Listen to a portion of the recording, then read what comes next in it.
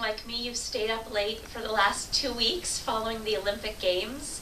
In particular, I not only enjoy the breadth of sports, especially some sports that I don't typically have the opportunity to watch, but I also enjoy the personal stories of each of the Olympians. And what has struck me this year actually is twofold.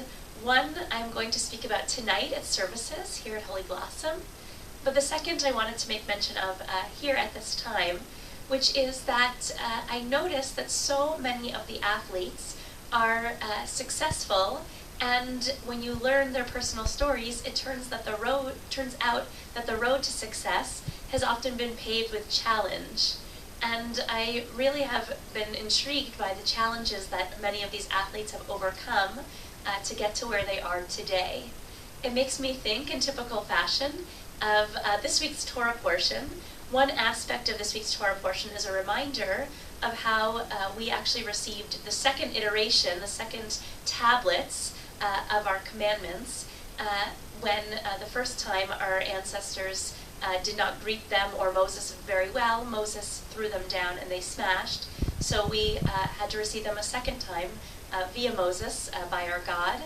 And when we did, there is a midrash, actually, an interpretive story, that tells us that when our people received the second set of tablets, that we wandered in the desert not only with the tablets, but with the broken first ones as well, lying in the ark. The metaphor is really profound, I believe, in that it really teaches us that those challenges in our lives often continue to accompany us along our route, even when we're successful later on. For some people, it's the challenge, I believe, that probably inspires later success. And for others who desire not to be reminded of the challenge, as it may not apply any longer, it still is a reality of the journey of our lives. And so in a way, it's just a metaphor for what has been. And so I think about how the athletes in their second tablets also carry along the first.